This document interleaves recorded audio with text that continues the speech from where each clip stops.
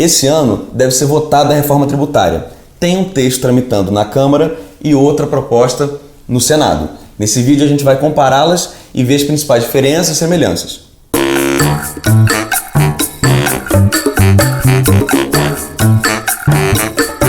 Olá, seja muito bem-vinda, muito bem-vindo. Eu sou o Vitor Lins e esse é o Que Conta é Essa, o canal que discute como o Estado gasta e investe o dinheiro dos nossos impostos. Ano passado, 2019, no começo do ano, saiu uma PEC, uma reforma de emenda à Constituição, para reformar o sistema tributário na Câmara dos Deputados. Meses depois, saiu uma outra proposta, um pouco diferente, no Senado. Os principais problemas do sistema tributário brasileiro são dois. O sistema é ineficiente, é complexo demais e é regressivo, que cobra mais de quem tem menos. Então a gente vai comparar os dois textos com relação à complexidade, à simplificação tributária e com relação à progressividade, à redução das desigualdades. Com relação à simplificação tributária, a proposta da Câmara exclui 5 tributos e transforma em apenas um.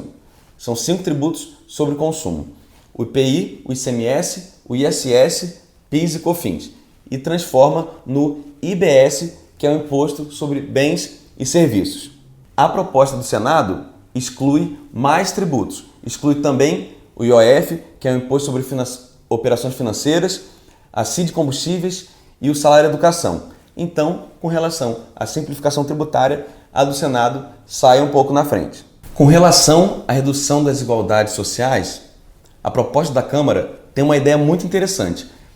Essa proposta prevê a possibilidade de se devolver para a população mais carente a tributação embutida no seu próprio consumo. A do Senado tem 3 ideias muito boas para reduzir as desigualdades sociais. Em primeiro lugar, leva o Imposto sobre Heranças e Doações, o ITCMD, que atualmente é dos estados, leva para a União.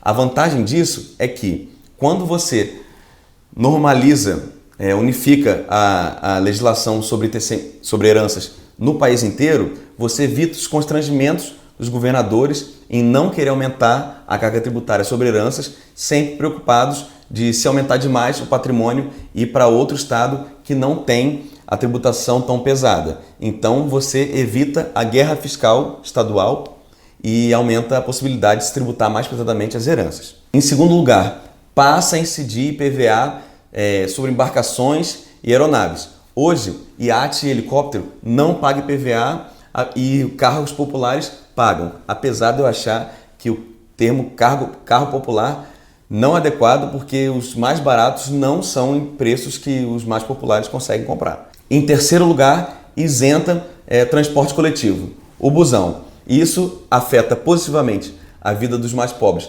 tanto na sua vida financeira pessoal, quanto a repercussão trabalhista da geração do seu próprio emprego. Então, uma medida que pode melhorar os empregos no Brasil. Com relação ao Pacto Federativo, a proposta da Câmara mantém as competências atuais. Então, assim, na medida que tira o IPI da União, o ICMS dos estados e o ISS dos municípios, ele deixa o IBS, que vai ser gerido nacionalmente, cada um com a sua parcela. Então, por um lado, tem maior estabilidade, porque ninguém perde uma fatia da tributação sobre o consumo, mas, por outro lado, é preciso ver com muita calma como que vai ser feita essa gestão do comitê que arrecada um único tributo e divide a receita pelos entes federados. A proposta do Senado tenta evitar esse problema. Então, na medida que exclui os tributos anteriores e cria o IBS, deixa só com os estados e, para compensar eventual perda da carga tributária dos municípios, dá a arrecadação do IPVA e do ITCMD, que é a tributação sobre herança, que antes eram dos estados, para os municípios. Com relação ao período de transição, a proposta da Câmara tem suas vantagens. Como o IBS vai ser um único tributo cobrado para a sociedade, mas vai ser, pela proposta da Câmara, dividido em alguns entes federados, União, Estados e Municípios, tem 2 tempos de transição.